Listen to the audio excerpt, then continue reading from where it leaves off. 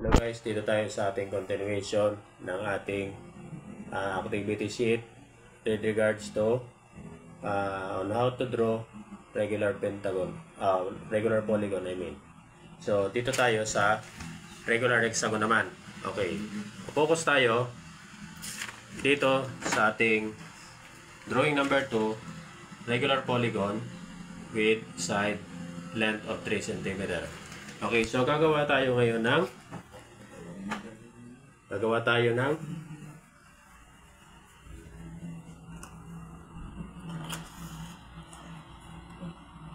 side ng radius radius or side length is 3 cm. So nandito yung 0 kita, tapos dito yung 3 cm. Okay, so naglalagay tayo ng line dito, and then ang gagamitin po natin para makagawa tayo ng circle ay gagamitin po natin itong compass. Okay, so again, ganito pa rin ang paggawa.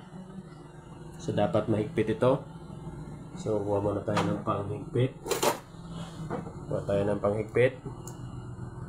Dali lang. So ito. So ito na yung panghigpit. So make sure po na nakaano dyan, straight yan na 3 cm. Okay. So since ito na yung 3 cm po natin, ayan. Okay, nakikita nyo guys? Yan na. So gagawa tayo na ngayon ng circle. Okay. So ayan. So nakikita po ba natin ang circle? Di pa napakabilis lang. Basta ayos lang yung pagkabilog. Okay, so yan. Ito na po yung circle na 3 cm. Okay. Na may radius na 3 cm. So, ang gagawin po natin, since regular hexagon po ito, ang hexagon ay meron siyang 6 sides. 6 sides. So, since 6 sides siya, so, i-divide natin sa 360 by 6. Kasi ang hexagon ay merong 6 sides. To make it equal, angles. Okay, so 360 divided by 6. So 36 divided 6. 6 times 6, 36. 0. 0 times 6, 0. Okay, so 0. So meron po tayong 60 degrees each angle. So ngayon, gagawa na tayo ng angle. So ito ang tinatawag nating protractor. So itong protractor na to ay gagawa tayo ng angle. So ito nasa center dito sa circle. Ito. Tapos yung guhit dapat nakatapat yan dyan. Okay, so nakatapat na ba? So nakatapat na. So since 60 degrees each, so hanapin natin yung 60. So nandito po yung 60. So lagyan po natin ito ng markings ng 60. Okay. So para hindi tayo mahirapan, i-add natin yung 60. Again, another 60. So 60 plus 60, 120. So nandito po yung 120. 120, sunod 180. So yan. So meron na tayong tanda. So ngayon, babaliktad na naman natin yung protractor. So baliktad. Kanina pa ganyan. So ngayon, papunta na dito. Okay, so sa gitna pa rin yung center. Okay. So dito ba yan?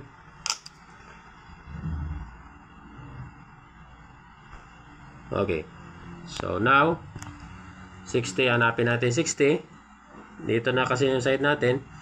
So simula tayo dito sa 0. Yan, 0. Teka muna, yan natin straight natin. Straight natin glass para para maayos yung pagkano.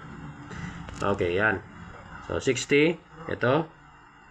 60 plus 60, 120. 120 plus 60, so 180. So, nandito nagtapos na siya.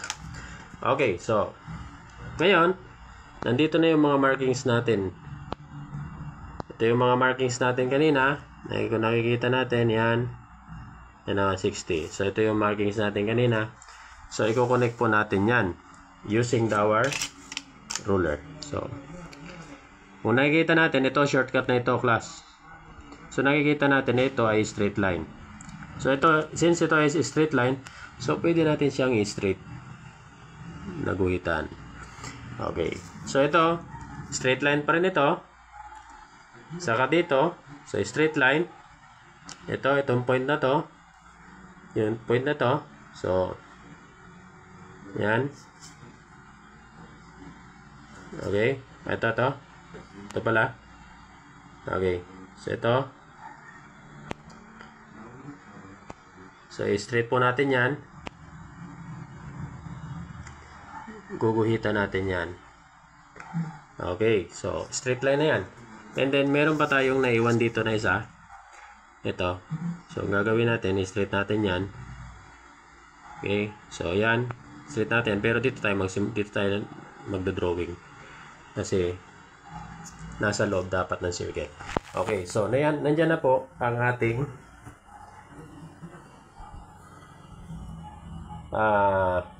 circle na dinivide siya into 6 equal parts. So, ngayon, ang gagawin natin ay magdodrawing na tayo ng side. Okay, i-connect na natin yan. Okay, connect. Okay. Connect na naman. Connect ito. Connect. This one.